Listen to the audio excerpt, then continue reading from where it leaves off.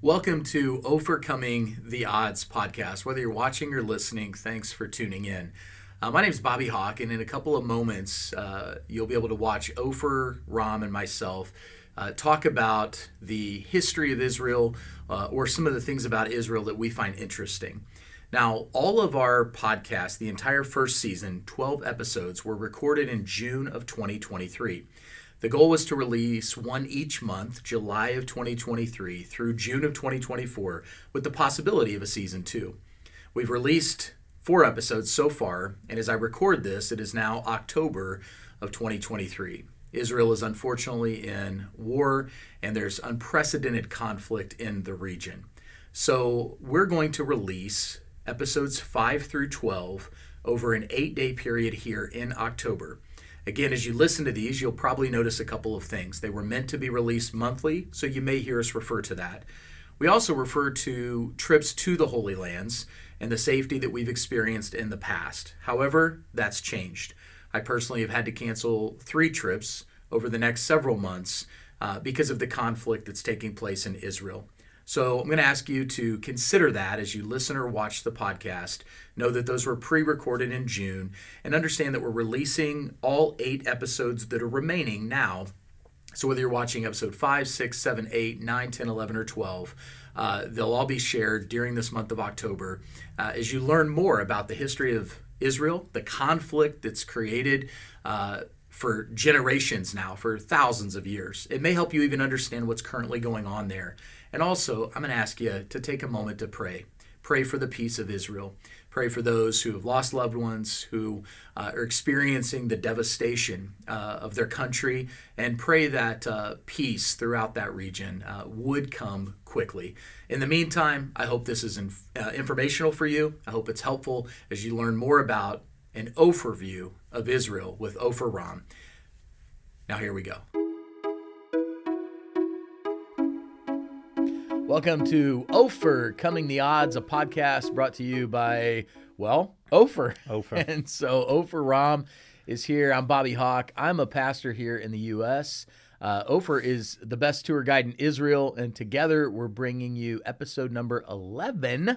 We're now in May. Opher, it's crazy. It's hard to believe. Season's almost over. Season's almost over. We got one more episode coming at you in June, but we want to thank the Center for Holy Land Studies, CHLS.org, for sponsoring this season for us. They're an incredible group that organizes trips to the Holy Land, works with people like Opher, and I take trips from our church and other churches over there. So if you're interested in taking a trip to the land of Israel, contact them. See what they have to offer. You can join a trip that's already going, plan your own trip. Incredible group to work with, and we're so grateful for Amy, Trina, Jeremy, all the cool people that work with CHLS. But we, Opher, concluded an overview. Yes, we did. We're going to keep doing that, so if you don't like it, sorry. But an overview of Israel, 10 sessions. 10 so sessions. We've spent quite a bit of time going from Genesis all the way to modern day. But when we left off, I wanted you to share, because one of the things that you share in our bus talks in Israel that people always find fascinating is how your political structure in your country is, especially people from the United States. Because while there's some similarities as far as democracy, there's some really major differences that are just fascinating. Yes. So we're going to kind of hit on that. I'm sure we'll touch on some other pieces, but let's jump right into, well, politics. All right. Now let's make it clear we're doing political systems and not structure. Politics. Not sides. Yes, exactly. And our system is 180 degrees different than the American system. First of all, we do not vote for an individual. Let's start with that. When I go to the polling booths, or to the voting booths, I should say, I vote for a party. And as we already mentioned at least once, if not more than that, 2 Jews, 3 opinions. When I go and I look at the options, I could have anywhere between 50 to 70 parties to choose from. Now, every party has to submit a list of a potential 100 or so members. If everybody votes for that one party, then all of that list would be filling in the seats of parliament. We have 120 seats in Israel's parliament. Now, of course, there's no situation that everybody who has the right to vote votes for that one single party. And unfortunately, throughout Israel's history, or maybe not unfortunately, maybe that's the way the system is built, we never had a situation when one party managed to have a majority, meaning 61. If we have 120 members, in order to rule, you have to have a majority. That's a minimum of 61. We've had parties with 30, 20, even 40 plus, but never more than 60. And that means that after election is over and we tally up the votes and we see how the votes have been distributed, we go by percentages. And according to the percentage, that's how many seats your party is going to have. So we're going to make a little mock trial here, or a mock it helps. vote. It helps people understand. Absolutely. Yeah, the way you're explaining it, or the way we'll do the little mock setup. So, Absolutely. Okay. So we're going to take you as a leader of a few different parties, and myself as a few different parties as well. Okay. And we're going to try and see how the system actually works. So you, Bobby, are going to try and form a party that believes that we need to wear more color in terms of with a collar. T-shirts. Collared T-shirts. Collared Collared T-shirts. shirt party. Yes, exactly. There we go. You believe that people in Israel are not formal enough. Now, you understand that it's very hot, nobody wants to wear a suit, but at least have a collar on your shirt. And 5% of Israel's population agrees with you, and they vote for you. Now, 5% out of 120 seats means that your party just received 6 seats in Israel's parliament. Now, the list that you gave ahead of time is actually numbered. You are the number 1 seated person on that list. You are the head of the party, so you're number 1. And then it's listed 2, 3, 4, 5, 6, 7, 8, 9, 10. The higher you are closer to number 1, the more chances you get of becoming a parliament member. Parliament member we're talking about. So you got 5%, you got 6 seats in parliament. The first 6 people in your list are now parliament members. I didn't vote for you specifically, I voted for your party. Great. Now, second Bobby is going to be the head of the women's party. Absolutely, this is a strong party. Let's go with 15% of the population went to the women's party. So this is the Bobby spelled Bobbie. Exactly. Okay, all right, exactly. I'm with you. The women's party, okay. Exactly. And 15% means 18 seats in Israel's parliament, right? So the first 18 out of the list that you proposed, they're the ones who are going to make it into parliament. And we have Hawkeye. We have Bobby Hawkeye. Okay. Marvel is what you're going for. You right. think everybody needs to be able to watch Marvel movies in Israel. We're going to subsidize them. Your party is going to work on subsidizing Marvel, not just movies, but Marvel, action figures. Yes. Merchandising. Yes. Spaceballs, the movie. Great movie. So your party now, the Hawkeye party, receives 10%. That's 12 seats in parliament. Seats. Yeah. Okay. And another Bobby Hawk party is going to say that you don't know anything about Israel, but you do understand that the sun's rays are very, very, very bad for you there. Sunscreen, sunglasses, hats, a must for everyone. Everyone should get those. Yes. Free. The government needs to make sure everyone has access. If you can buy it, great. If you can't, we're going to subsidize. We're going to provide whatever. 10% of Israel's population voted for you. So another 12. Okay. Another 12 members in Israel's parliament. And, of course, Opher, King Opher, Israel first, world later. Benevolent dictator. I believe, truly, I believe, that democracy is the worst form of government my country should have. I think a benevolent dictator such as myself should rule, and not just Israel. That's why I said Israel first, world later. Yes. Yeah. And apparently 25% of Israel's population agrees with me. They've had enough of this nonsense of democracy. They want me as the benevolent dictator, and 25% means 30 seats in parliament. Me plus 29 of my fellow compatriots are going to enter the parliament of Israel at this stage. of our talk. And a few others voted for a few other parties. We're not going to get into all of them, of course. Now, if I want to rule, I need to have 61. That's the magic number. Usually, not always, usually the largest party voted into parliament will try to form a government. We'll try to get that coalition going and get that magic number of 61. And I'm going to, first of all, go to the Women's Party, the Bobby Party. B-O-B-B-I-E. Yes, yes, absolutely. I love women. I think women not only should have equal rights, they should have equal duties and everything else, and even extra duties. Why not? Make it all even.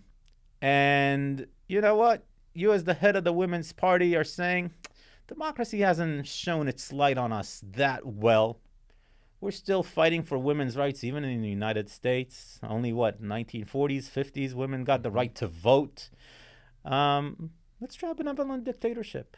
I'm willing to offer you, as the benevolent dictator, an entire ministry dedicated to women's affairs. You're going to be the minister of women's affairs, and we work it out, and eventually you're willing to sit with me in my coalition.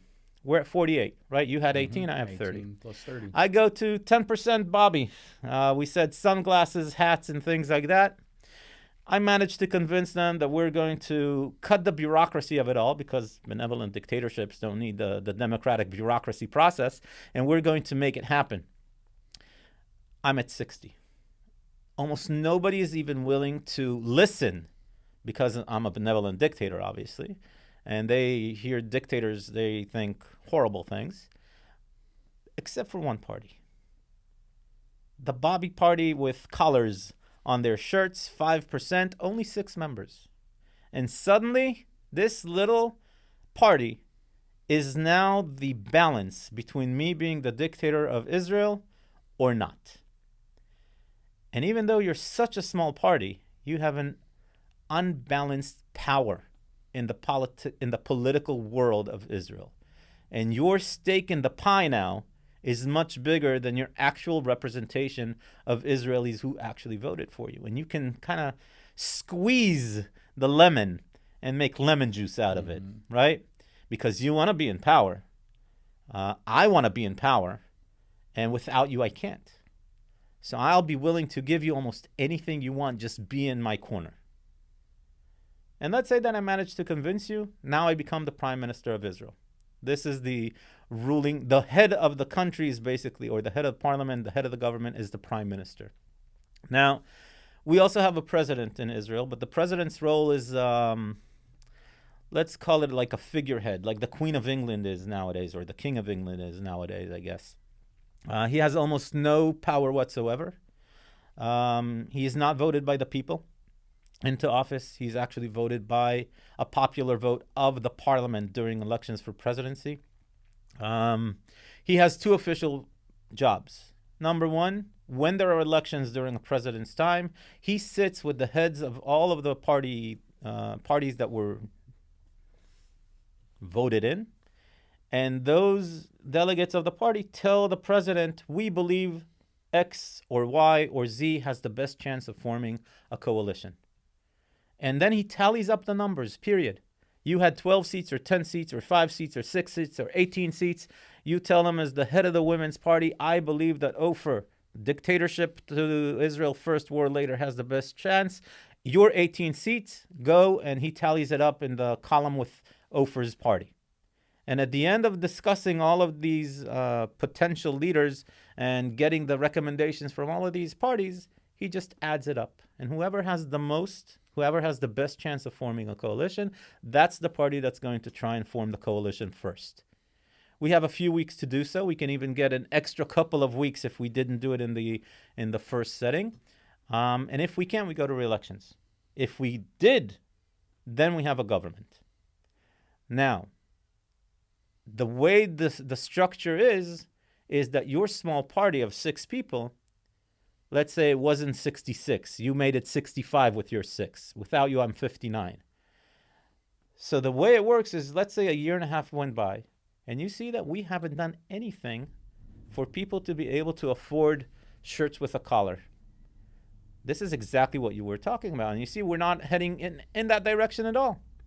you're going to put your heels down and you're going to say, that's it. I've had enough. You did nothing for me. I'm going to vote with the opposition. We're going to topple you. You're no longer going to be the prime minister of Israel or the benevolent dictator or whatever I wanted to be. Now, if I can reshuffle the deck, let's say you say that you're leaving, but someone else sees that as a dictator, I'm getting things moving. Things are happening. Maybe I can get somebody else into my coalition instead of you. And therefore, the bigger the number in the coalition, the stronger the coalition is going to be. So Hawkeye and Marvel jump on board now. Absolutely. Because they like the direction. Yes. You're still fine. Yes. But if they don't. Yeah, exactly. Then we go to re-elections. Over the 75 years that Israel has been around, not a single government managed to finish the entire term that they were voted in for. Not necessarily because the system is weak, but rather because sometimes the small parties have that unequal power, and they are the balance between a coalition lasting and a coalition falling.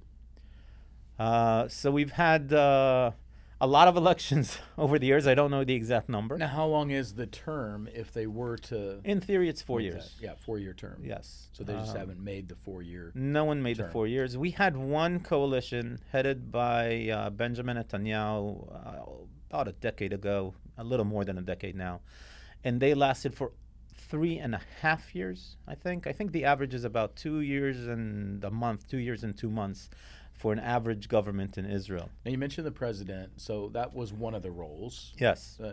Second role. Second role is during Israel's Independence Day.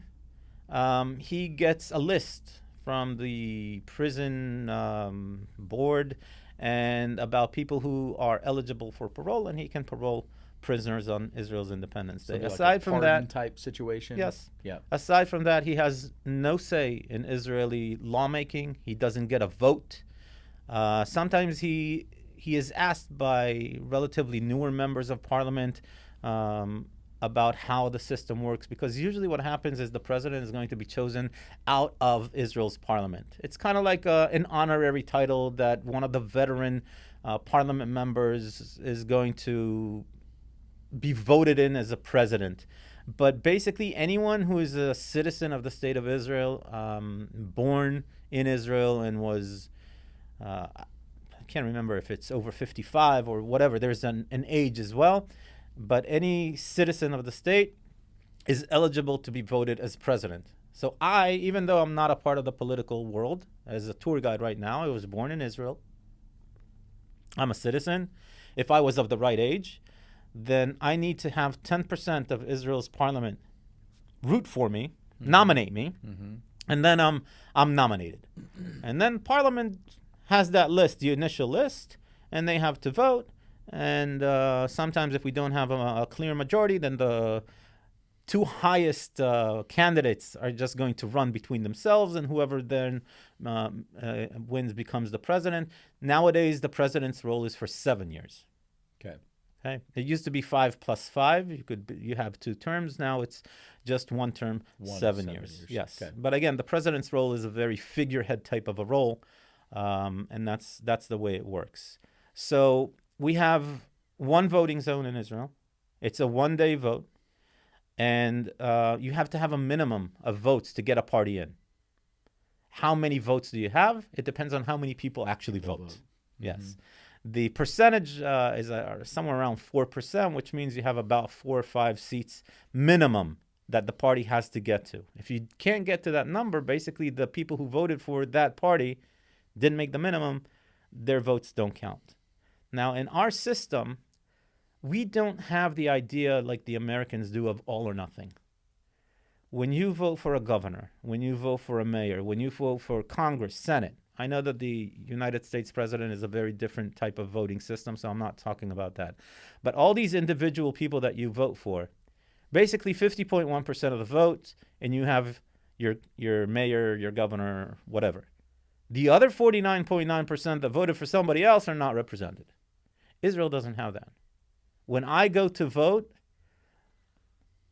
again, not 100%, but any person that votes in Israel can get his representative in parliament. Okay? He might not be in government. He might not be in the coalition. But just because you're not in the coalition doesn't mean you can't help the population and those who wanted, one of your parties wanted the Marvel thing. If it doesn't go against the ideology of the majority of the coalition, why not? It might be fun to have some Marvel anything in Israel. We have a lot of opposition members that go to parliament, and they, for example, want people who ride bicycles mandatory to wear helmets. This is not a political right or left issue. This is life-saving. Why not bring that to the table? And you can, from the opposition, bring it to the table, and maybe you can pass that law as well. So you do have some influence over what goes on in Parliament, even if you're not a part of the coalition. What's fascinating to me about this, Opher, as we talk about it, and I know it's always, again, every time we're there, people kind of have this like aha moment, is kind of what you're talking about. I'm not, I hate to say wasting a vote, but in a democracy or in really a system that's more of a democratic republic like the United States, you're right. I mean, one person wins, and so 50% plus one really is not even 0.1, really, it'd just be plus one vote.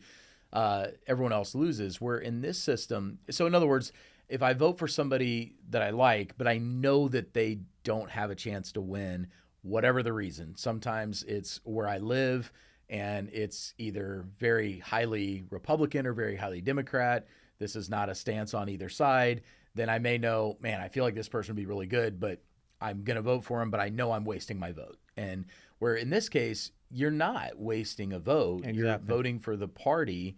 And if that party gets enough, which, like you said, is a small percentage, but still, 4 seats, then not only is there going to be some type of representation and opportunity, but that small party might actually be the one that ends up having the most leverage. Yes. Versus which is crazy, right? I mean, 4 or 5 people can determine the fate of the rest of the country at this point. Yeah, which is an interesting contrast to, and again, I'll just use kind of an analogy from the U.S., but if I've got a Republican, a Democrat, and let's say an independent, and I say, I don't want to vote Republican, I don't want to vote Democrat, I want to vote independent. I think this person has good ideals from both sides and maybe not the bad ideas from both sides, but historically speaking and playing it all out, they don't have a chance to win. If they got 10 or 20% of the vote in your system, they could actually be very influential. Incredibly influential. And maybe too influential in some cases. So there's, I guess, an argument. But you're represented. That becomes the key. And that's the important part. There's representation there. For everyone, which is really By the way, that's also the system in our modern day municipalities. We don't vote for a mayor. We vote for a party, and that party the head of that party basically becomes the mayor. Municipalities are a little bit different, but the system is the same. Yeah. And just kind of a quick pause for those listening or watching. The reason I wanted Opher to bring this up, we kind of said at the beginning, this isn't about politics. That's why we made up goofy things. I mean, collared shirts and Marvel characters. And well, the benevolent dictatorship is not a goofy thing. Well, that's reality. To everyone but Opher, it's a goofy thing. But we'll let you think it's not. But that's fine. Yeah, I mean, we're honestly just kind of playing a goofy scenario because we're not trying to make this about a certain political party, and definitely that's not the goal. But what it is to open our eyes to those of us that don't live there, to realize the uniqueness, the difference that it represents. But I think there's also something that ties into the last episode, because you are a democracy.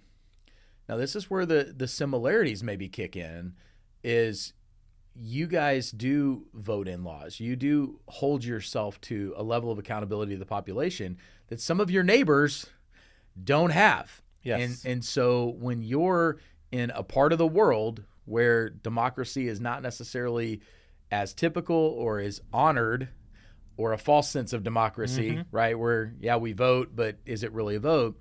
That's where I think the U.S. oftentimes has been able to support and align with Israel because of the way you do that. We are the being only democracy representative. in that region. Yeah. The only one. Yeah. So that to me, where it seems like in some ways it would hinder Israel. Again, we talked about some of the conflict before with Gaza and things like Sure. that, but it really shows how advanced you are as a country in the sense of being representative.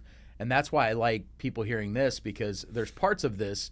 Every democracy, every government system has flaws. We understand that. We could go into all that. But there's parts of this that I personally wish we could adopt in the United States. And it's not because it's a perfect system, but it takes it away from a two-party system, which, again, is pretty much what we have, and it allows everybody to be represented. And Yes, that's and pretty when we powerful. say everybody, we're talking about everybody. Goofiness aside, when you look at the population makeup of Israel, we are very, very different from each other. Not just the Jewish community that is the majority. We have a 20% Muslim minority. And when you go to vote, you have about 6 Arab Muslim parties that I can choose from.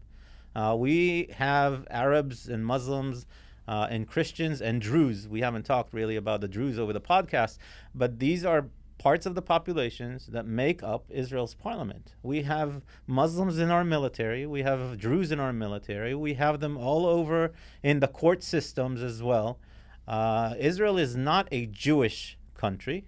It's a Jewish majority country. And it's not a Jewish country in terms of religion, but religion plays a very big role in our society. So when you go to vote, yes, there's a very big divide of left and right politics. And as we said in the podcast, left and right is basically 1967, how we look at it and things like that. But within those left and right blocks of parties, you have the religious on both sides. You have the Muslims here. You have the Communist Party, the Arab Communist Party. You have the extreme left and the extreme right. And you have the extreme left or the extreme right religious and the ultra-Orthodox. And it is such a huge puzzle that makes up Israel as a society. And I think that's something that is overlooked. Yeah, and I think, for another take on this, or again, just kind of way to look at this, the way it's representative, you also have a better idea of where, I'll say, a large faction, I won't even say the majority, but a large percentage of the country actually stands. Because when you have a two-party system, essentially, just because you vote for a party doesn't mean, I mean, that within that party, I mean, it's pretty widespread. And we use the terms left and right here in the U.S., liberal, conservative, etc. So if somebody says, I voted with this party or I voted for this party, the spectrum is so wide that, and you've seen it play out, I've seen it play out in my lifetime, back and forth. So just in my lifetime, Reagan, we got Republican. Then we go to Bush, Republican. Then we swing for 8 years to Clinton, Democrat. We swing back to Bush, Republican. We swing to Obama, Democrat. We swing to Trump, Republican. Back to Biden, Democrat. Not taking a side on any of them, but the fact we've had back and forth swings, that does not mean that the population totally changes its mind every time. Of course. It just means that there's so much diversity within that if we had a system like that, what I would be curious about is, where are the majority, or a large percentage, I should say, of Americans at on certain issues? We don't know, because they all get lumped into one or the other. Yes. And so that's where you guys probably go. We'll go back to the cheesy analogy. You find out how many people really do care about collared shirts. Yes, you do. Or Marvel. Or sunscreen, or whatever the women's example you gave. And so I think that's something that's really fascinating to me. We got a couple more minutes here to just kind of wrap up here. I think it'd be nice. We're going to tease out a little bit of where we're going to end this season with. So we've gone full circle, history of Israel, in a broad overview. Very broad strokes. View, yes. Right? And maybe some of it is Opher's view, but it's funny. I try to be as unbiased as possible. But the winners write history, so we understand that we're also repeating the winner's version. We get it. So, and then we're going to, in this next episode, Opher, we're going to kind of go and contrast the now and the back then as we look at. This is going to be a lot of fun. It's going to be fun. We're going to close out the season. It's going to be fun. And where that's going to land us is really back in the first century Yes. as we look at first century Judaism. And so I think it'd be cool to announce that our plans at this point, Are to since we're the continue. two, Yes. that we're going to do a season 2. I think it's unanimous. I think I'm just going to pause and I'm going to wait for all the applause for those of you watching and listening. I know how excited you are, but we're planning season 2 that will start in July. And so we'll have our last episode in June. And again, we'll hit kind of Jewish communities. We'll talk about the then and now. But where that's going to land us is right back in the first century. And so season 2, we're going to essentially spend time in the New Testament. Yes. And we're going to talk about some of the things that Opher are fascinating when it comes to geography, some of the things, culture, language. Yes. And we'll see, for those of you that are interested, we'll see the stories of the Gospels intertwined through this. But again, we have to do it from the lens of the country, the culture, the language, not from just some Western reading lens that we don't understand. So there's going to be some things that probably going to, honestly, maybe blow some people's minds.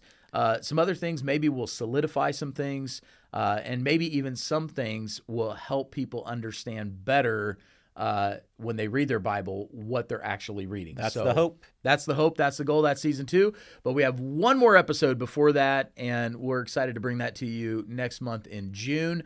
But as for now, we're excited that if you've made it this far, or maybe you joined sometime in the process, Opher and I are having a good time with this. We enjoy this, and we think there's a lot to gain. And hopefully you're gaining something. Again, thank you, CHLS, the Center for Holy Land Studies, for sponsoring this season.